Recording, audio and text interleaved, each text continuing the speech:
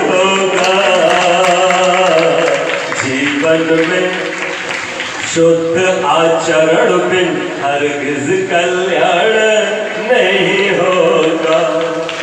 और तो और एक बड़ी करनी बात और कह दी, इसीलिए डर करके आदमी गंगा नहाने जा रहा है साहब, आबे जमजम गटकने जा रहा है साहब, इसीलिए डर करके जा रहा है घंटी बजाने के लिए। ध्यान रखना, ये तीसरी बात इन भाई साहब ने कही थी, बैठे बड़ा अच्छा गा रहे थे। देखो सुनो क्या गा रहे हैं और सुनो वेद गा रहे हैं, मैं अब इनकी तरफ से गाने लग गया हूं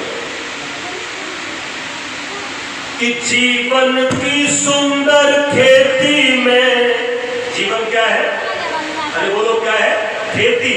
जीवन की सुंदर खेती में जो बोगे सो काटोगे, जीवन की सुंदर खेती में जो बोगे सो काटोगे।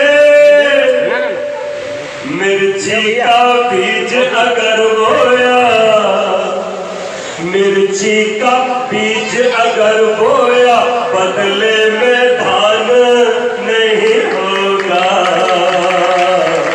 मिर्ची का बीज अगर बोया बदले में धान नहीं होगा, बदले में धान नहीं होगा। तो लेट जाओ राम मंदिर के सामने पूरी फट, तो भी क्या फर्क पड़ने वाला, जो बोया है वो तो काटना पड़ेगा। तुम 5 वक्त की नमाज पढ़ो टोपी लगा के, क्या फर्क पड़ने वाला है। अल्लाह खुदा गॉड 2 3 4 नहीं है।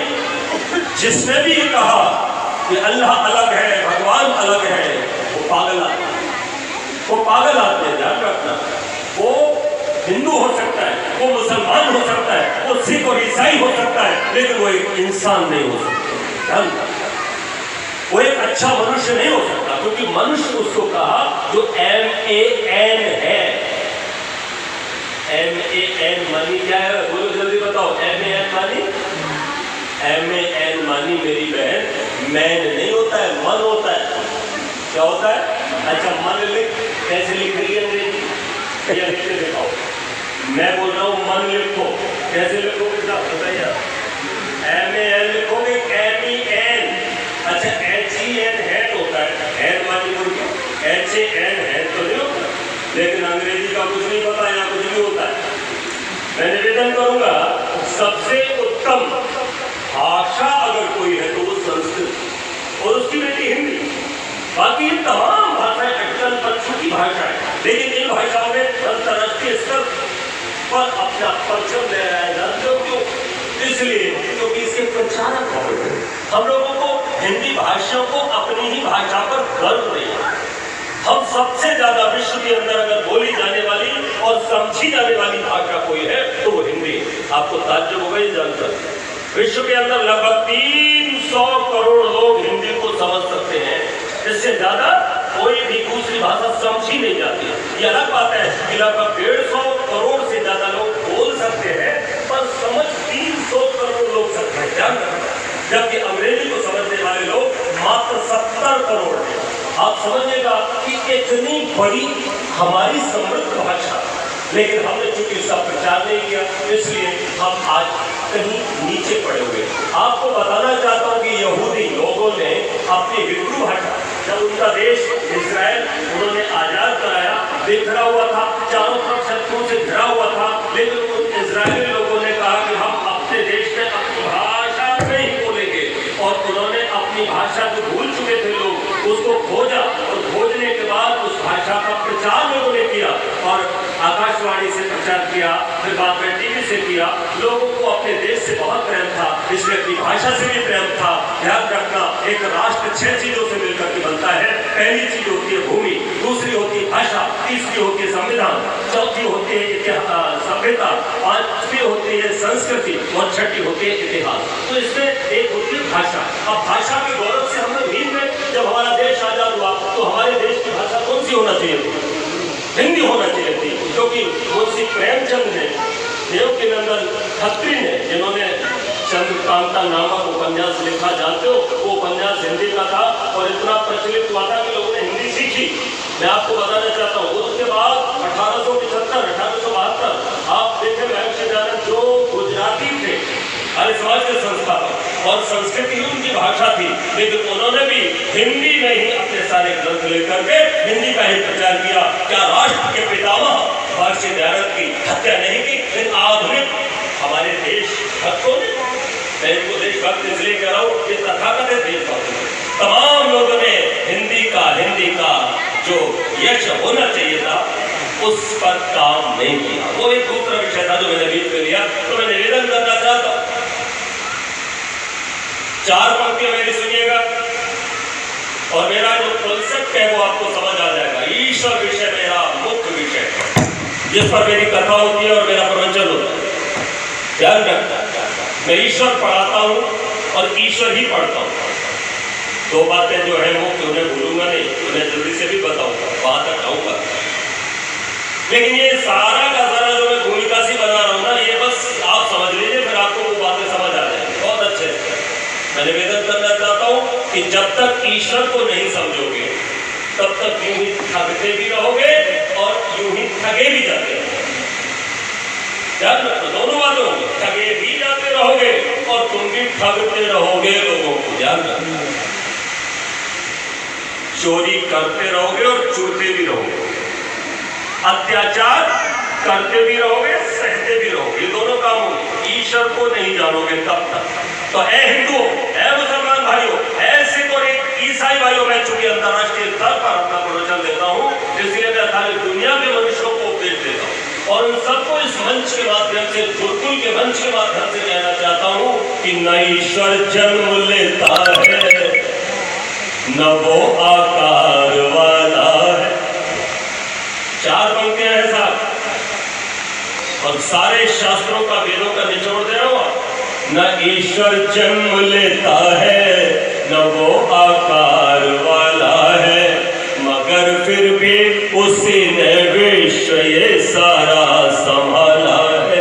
वो कण कण में समाया है, सभी की आत्मा में है, जिसे हंस कर पिया मीरा ने वो अमृत का प्याला है, जिसे हंस कर पिया ऋषिवर ने वो अमृत का प्याला। अभी समझ में नहीं आया हो, 4 पंक्तियां और सुनिए, फिर समझ में आएगा। ईश्वर न ईश्वर दंड देता है, न ईश्वर माफ करता है। बहन जी ध्यान से सुनो, नहीं बच्चे को सीधा करो, केवल मुझे देखो, इस समय मैं देखने की चीज हूं, वैसे मैं टीवी में देखा जाता हूं, आज आपके सामने होता। न ईश्वर दंड देता है, न ईश्वर माफ करता है, तराजू लेके बैठा है, सिर्फ इंसाफ करता है, तराजू लेके बैठा है, सिर्फ इंसाफ करता है। और अगली 2 पंक्तियां आपका दिमाग ना खोल दे तो कहिएगा साहब, पर ध्यान से सुन लेना, मन से सुन लेना। तराजू लेके बैठा है, सिर्फ इंसाफ करता है सुख दुख का बटन तो हाथ में तेरे ही है बंदे, है सुख दुख का बटन तो हाथ में तेरे ही है बंदे, तू खुद ही ऑन करता है, तू खुद ही ऑफ करता है, तू खुद ही ऑन करता है, तू खुद ही ऑफ करता है। तो हम लोग ईश्वर को समझे तो ईश्वर क्या है, ईश्वर की भक्ति क्या है। तो बस यही तो मैं कह रहा था, मनुष्य जीवन की सार्थकता। तब मैं जब छोटा सा था तो मेरी अम्मा को मैंने कभी सोते नहीं देखा और मेरे पिताजी भी मुझसे पहले उठते थे। ब्रह्म मुहूर्त में 3:30 पौने 4 बजे, आज भी मैं उतनी बजे उठता हूँ और वो उठते ही भजन गाते थे, बांसुरी बजाते थे। तो ये कला मैंने भी उनसे सीखी है ना। पैतृक थे, बाबा थे उससे पहले, फिर पिता थे, फिर मैं हूँ और मेरे बच्चे, 4 पीढ़ियाँ बिल्कुल तैयार दयानंद का काम करने की। ये फूल काटोगे तो इसमें से दयानंद टपकेगा। मैंने निवेदन करना चाहता, आपको बताना चाहता हूँ। तो मेरा जो पिता थे, मेरे अम्मा थी ना, वो चक्की चलाती थी तो वो भी भजन गाती थी। घर में जितना आटा चाहिए उतना पीस लिया जाता। चक्की चलाना छोड़ा, बीमारियों ने घेरा, आरोग्यता मिलेगी, चक्की चलाओ घर घर।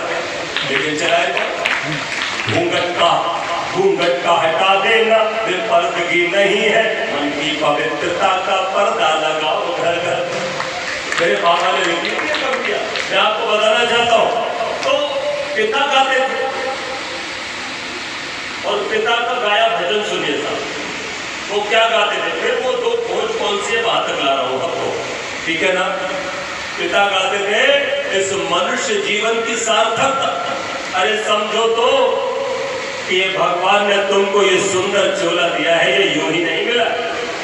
युगों युगों के शुभ कर्मों का होता जब तक मेल नहीं, मानव का चोला पाना कोई बच्चों वाला खेल। तो वो भजन गाते थे पिताजी और मैं उनके साथ गाता। वो भजन की कुछ पंक्तियां मैं आपके सामने रख देता हूं।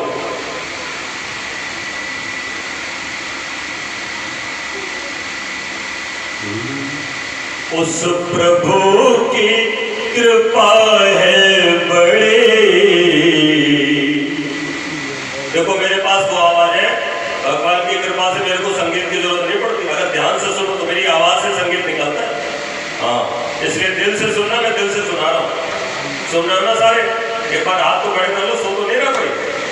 उस प्रभु की कृपा है बड़ी, याद कर ले घड़ी दो घड़ी। ओ घंटी बज जाए कब पूछ के, घंटी बज जाए कब पूछ के, मौत हरदम सिराहने खड़ी।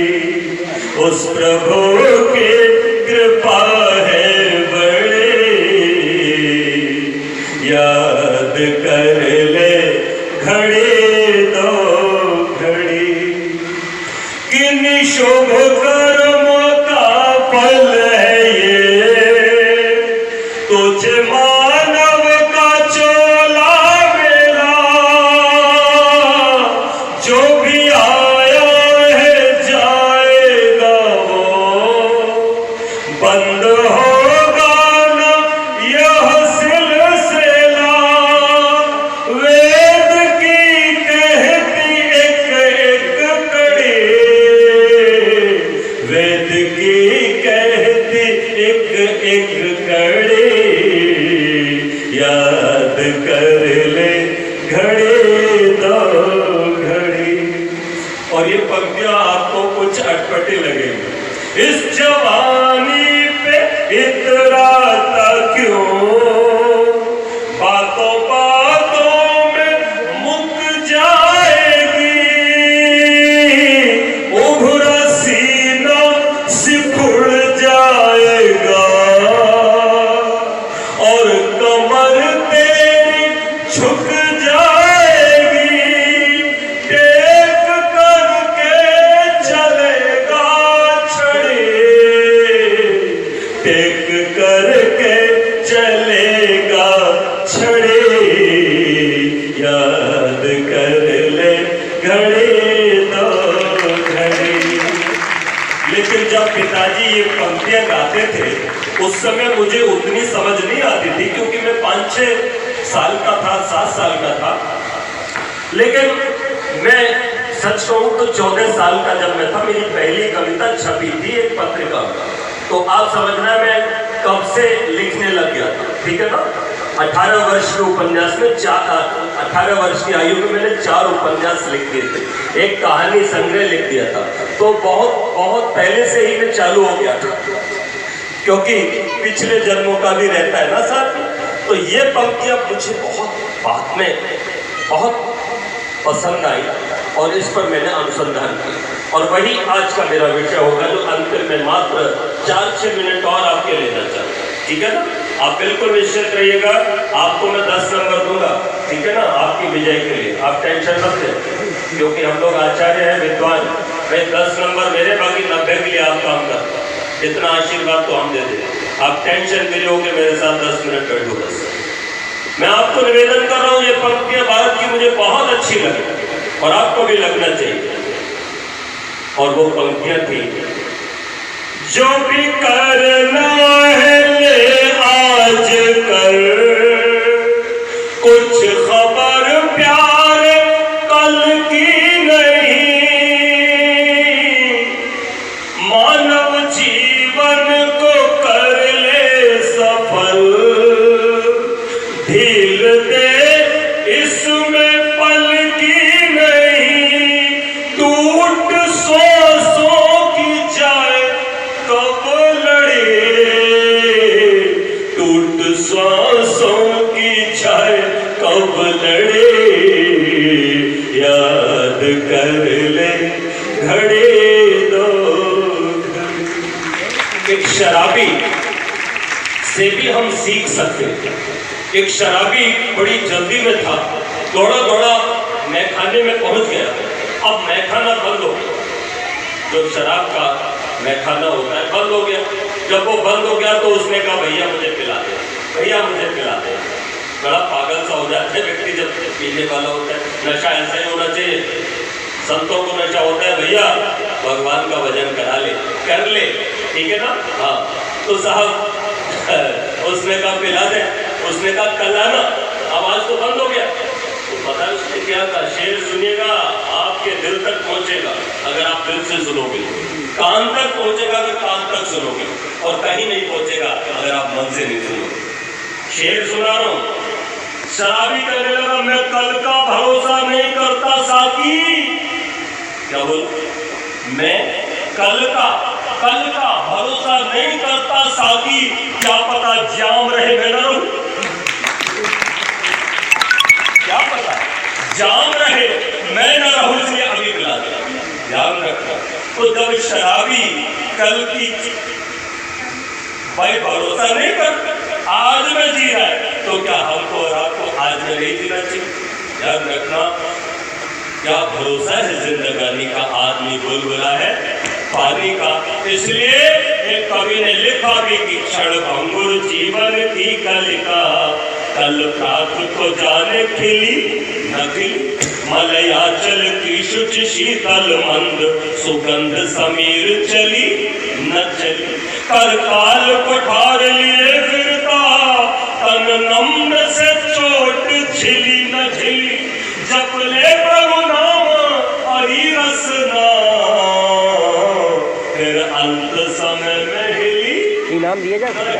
इनाम इसलिए तो खोज करने का आज मन बने।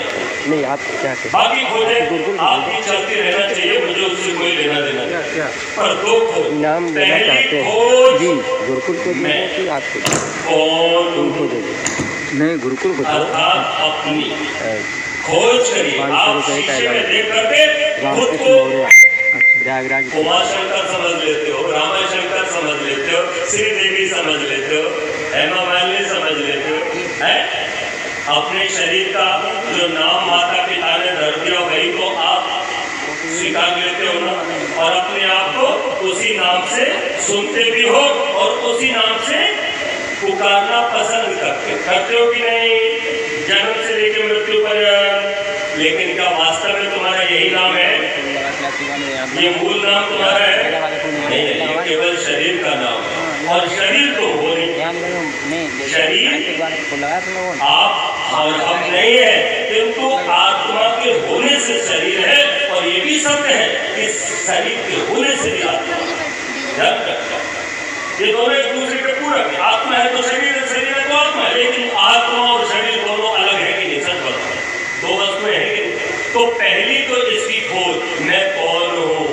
अरे भैया जो मोह हो गया है ना, जो काम हो गया है ना, जो क्रोध हो गया है ना, जो अहंकार हो गया है ना, जो मत्सर हो गया है ना, यही तो हमारे दुख का, चिंताओं का, कष्टों का, जन्म का, मृत्यु का कारण है। अर्जुन जब पूरे युद्ध का जब पूरा मैदान सज गया है, और भगवान कृष्ण से कहता है कि मेरा रथ दोनों सेनाओं के बीच में ले चलो, और जब वो देखता है गुरु को, भीष्म पितामह को, अपने रिश्तेदारों को, तो उसके मन में मोह पैदा हो जाता है और कहता है कि मैं नहीं लड़ूंगा, अपनों को मारूंगा, नहीं ऐसा राज्य मुझे नहीं चाहिए। वो सारी बातें भूल जाता है, वही भी भूल जाता है, वो दर्शन भूल जाता है, वो द्रौपदी का अपमान भूल जाता है, वो सब कुछ भूल जाता है, नहीं लड़ूंगा। तब भगवान क्या करते हैं? तब भगवान कृष्ण उसको कहते हैं कि तू अपने को जान। पूरी गीता में दो ही विषय है साहब, इसलिए गीता एक ऐसा धर्म ग्रंथ है, ऐसा आध्यात्मिक ग्रंथ है जो विश्व के आंगन में जितने भी मनुष्य हैं उन सबके लिए पठनीय है। और ये पूरा गीता और कुछ नहीं है, ये चारों वेदों में से यजुर्वेद के 40वें अध्याय का ही एक रूपांतरण है। 40वां अध्याय, तो उसमें केवल दो चीजों की खोज है, एक आत्मा की और एक परमात्मा की। तो इन दो वस्तुओं को खोजने के लिए ही हमें ये मानव देह मिला है भैया। हम एक तो ईश्वर विषय पढ़े और पढ़ाए। मैं रहूंगा आपके बीच में और कल मैं फिर ईश्वर विषय लूंगा और इस विषय पर मैं बहुत अच्छे से आगे बढ़ूंगा और आप लोगों को भी अगर आपकी इच्छा हुई तो बताऊंगा। और इस विषय में इतने सारे विषय जुड़ते चले जाते हैं, ऐसा कौन सा विषय है जो इसमें नहीं जुड़ता? क्योंकि इसके लिए आहार भी शुद्ध करना होता है, व्यवहार भी शुद्ध करना होता है। और एक कवि ने तो ये कह दिया, क्या कह दिया? अरे भैया भजन क्या है सुनो, भजन कुछ नहीं है, हमने तो इतना समझा है कि आदत बुरी सुधार लो, बस हो गया भजन, मन की तरंगे मार लो, बस हो गया। तो इतनी मोटी सी बात तो समझ में आनी चाहिए कि ईश्वर भजन का मतलब अप्राप्त की प्राप्ति नहीं है। ईश्वर भजन का मतलब प्राप्ति की रक्षा भी नहीं है। ईश्वर भजन का मतलब पापों से बचना भी नहीं है बिना फल लिए। ईश्वर भजन का मतलब है अपने मलों को दूर कर लो, अपने इस अज्ञान को दूर कर लो, क्योंकि यही अज्ञान, यही अविद्या मुझसे दूर किए हुए है और मेरे प्यारे प्रीतम प्रभु से भी दूर किए हुए है। याद रखना, अज्ञान और अविद्या ही दुख का मूल कारण है। तो आखिर में एक छोटा सा भजन आप सब लोग बोलिएगा और मेरी बात पूरी हो रही है, ठीक है ना? आओ साथी बनाए भगवान को, आओ साथी बनाए भगवान को, वही दूर करेगा अज्ञान को। आओ साथी बनाए भगवान को, वही दूर करेगा अज्ञान को। कोई उसके समान नहीं है, बोलो, कोई उसके समान नहीं है और उससे महान नहीं है, और उससे महान नहीं है। सुख देता वो हर इंसान को, सुख देता वो हर इंसान को, वही दूर करेगा अज्ञान को। आओ साथी बनाए भगवान को, वही दूर करेगा अज्ञान को। वो बिछौना वही ओढ़ना है, बिस्तर बढ़िया मिल जाए पर ठंड में ओढ़ना ना मिले तो नींद अच्छी नहीं आएगी। वो बिछौना वही ओढ़ना है, उसका आंचल नहीं छोड़ना है, उसका आंचल नहीं छोड़ना है। ध्यान सबका है करुणा निधान को, ध्यान सबका है करुणा निधान को, वही दूर करेगा अज्ञान को। दूर मंजिल कठिन रास्ते हैं, दूर मंजिल कठिन रास्ते हैं। कोई साथी हो सब चाहते हैं, कोई साथी हो सब चाहते उससे महाबलवान को। अच्छा सच बताओ, आप एक कमरे में अंदर से कमरा आपने बंद कर लिया, लॉक कर लिया, आप अब अकेले हो। सच बताओ, आपको लगता है कि आप अकेले हो? अगर आपको लगता है आप अकेले हो तो आप नास्तिक हो। कौन हो आप? अरे जल्दी बोलो, कौन हो? नास्तिक हो आप। अगर आप ये कहते हो हाय मैं अकेला क्या कर लूंगा, तो भी नास्तिक हो आप। मैं अकेले, मुझे डर लगता है, मुझे मत छोड़ो, तो भी नास्तिक हो आप, क्योंकि आप अकेले होते ही नहीं। परमात्मा सदा आपके साथ रहता है। हम तुम एक कमरे में बंद हो और चाबी खो जाए। मैंने कहा कौन कौन? बोले हम और ये हमारी प्रेमिका। मैंने कहा तो तीसरा भी तो बंद है कमरे में। नास्तिक, तू दो नहीं है। जब हम दो होते हैं तो तीसरा भगवान भी हमारे साथ होता है। जब हम तीन होते हैं तो चौथा भगवान हमारे साथ होता है। जब हम 100 होते हैं तो 101वां भगवान को भी काउंट करो, वो भी हमारे साथ बैठा हुआ श्रोता है और वो सुन रहा है। ये है आस्तिकता। और जब हम कहते हैं मैं अकेला हूं तो ये है नास्तिकता। इसलिए मैंने निवेदन किया, दूर मंजिल कठिन रास्ते हैं, कोई साथी हो सब चाहते हैं, चुने उससे महाबलवान को। जब बुद्ध घर से निकले तो किसके साथ थे? जब दयानंद घर से निकले तो किसके साथ थे? अरे सोचो तो, वही दूर करेगा अज्ञान को। और अंतिम पंक्ति, सत्य श्री से सुसज्जित करेगा, सत्यम यशा श्री में श्री श्रूयताम स्वाहा। करते हो ना? सत्य श्री से सुसज्जित करेगा, सारे जग में प्रतिष्ठित करेगा, बस करते रहे गुणगान को, वही दूर करेगा अज्ञान को। आओ साथी बनाए भगवान को, वही दूर करेगा अज्ञान को। ओम शांति शांति शांति।